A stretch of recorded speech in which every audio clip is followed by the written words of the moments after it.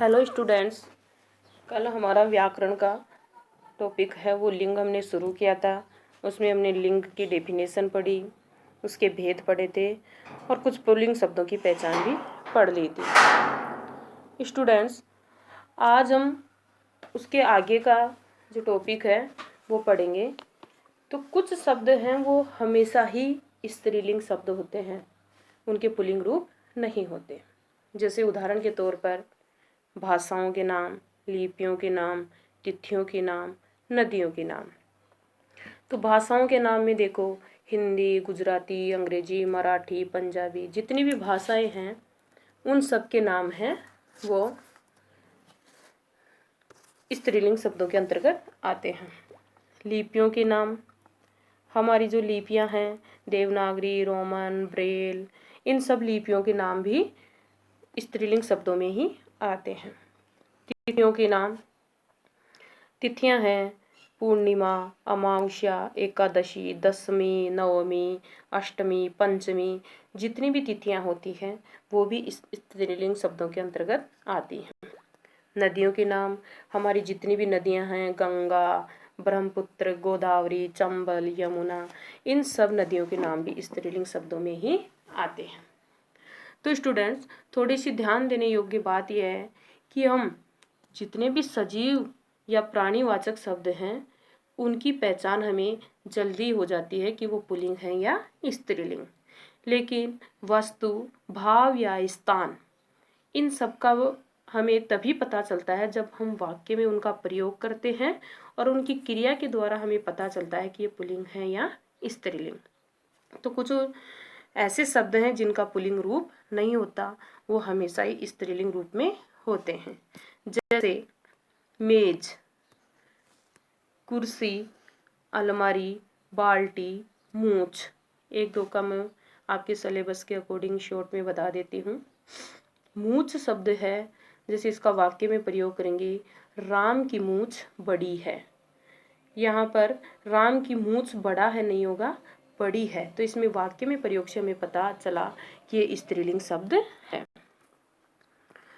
कुछ शब्द ऐसे होते हैं जो हमेशा ही पुल्लिंग होते हैं, उनका स्त्रीलिंग रूप नहीं होता। तो एग्जाम्पल के तौर पर देखते हैं, खिलौना, फूलदान, मंदिर, ये सभी शब्द हैं वो पुल्लिंग शब्दों के अंतर्गत ही आते हैं। जैसे खिलौना, राम का खिलौना बहुत सुंदर है। यह सुंदर शब्द है, उसका सुंदरी नहीं होता है, तो सुंदर शब्द से ये पता चला कि वो पुल्लिंग है। कुछ शब्द ऐसे होते हैं जिनका हम वाक्य में प्रयोग करके पता लगाते हैं, जैसे वस्तुएं हो गई अपनी, जैसे गैस, गैस का हम वाक्य में प्रयोग करके पता लगा सकते हैं कि वो पुल्लिंग है या स्त्रीलिंग।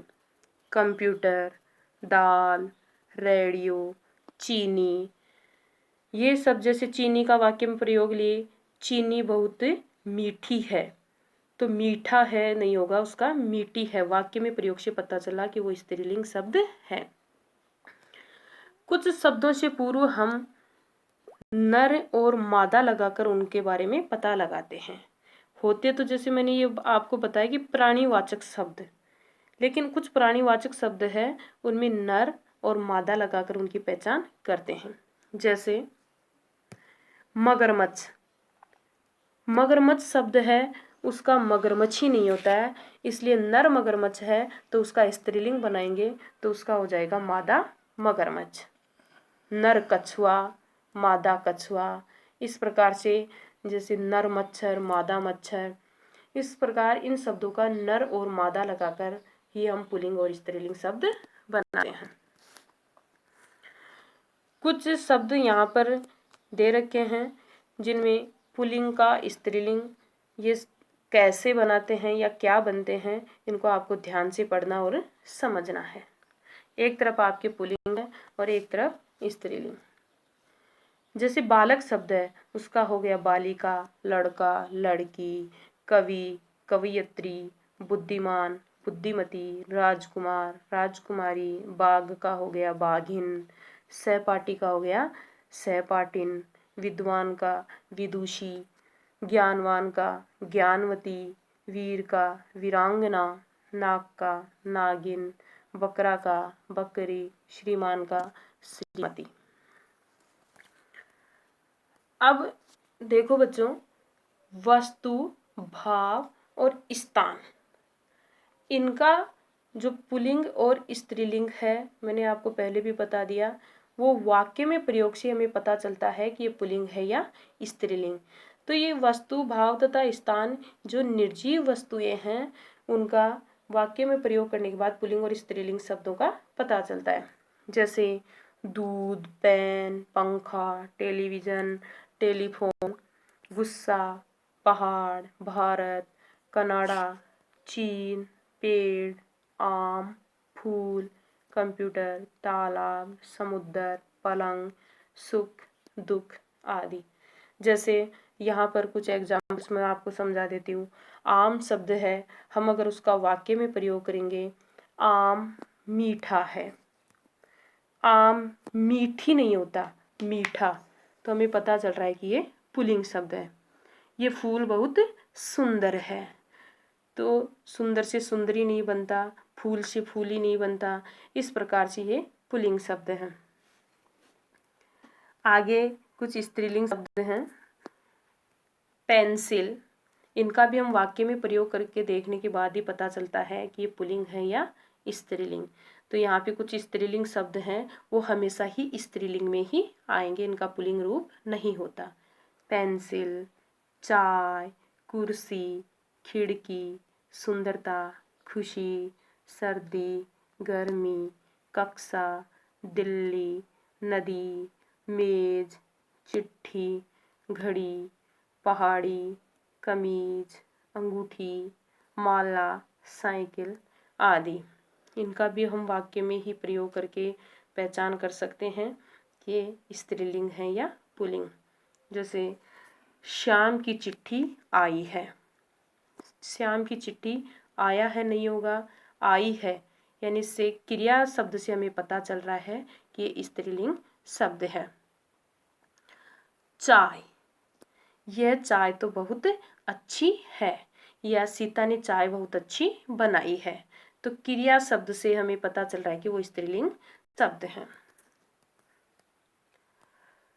जैसे क्रिया शब्दों से अगर हम पहचान करें, तो मैंने दूध पिया, इसमें पिया शब्द क्रिया से पता चल रहा है कि ये पुल्लिंग है।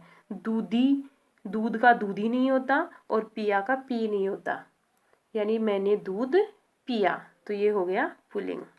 जैसे मैंने चाय पी, तो इससे क्रिया शब्द से पी से पता चल रहा है कि ये स्त्रीलिंग शब्द है। अब एक विशेष बात है, ये नोट करने वाली चीज है कि कुछ शब्द हैं वो स्त्री और पुरुष दोनों के लिए समान रूप से प्रयोग किए जाते हैं, चाहे वो स्त्री हो या पुरुष, इनके लिए पुल्लिंग और स्त्रीलिंग नहीं होता। जैसे राष्ट्रपति, प्रधानमंत्री, इंजीनियर, डॉक्टर, मंत्री, ये शब्द हैं वो पुरुष और स्त्री के लिए हमेशा ही समान रूप से प्रयोग किए जाते हैं। तो स्टूडेंट्स, आज हमारा लिंग का जो टॉपिक है वो पूरा हो चुका है। आज मैं आपको इसमें से कुछ वाक्य दूंगी आपको प्रैक्टिस के लिए, तो वो आपको कंप्लीट करके मुझे दिखाने हैं।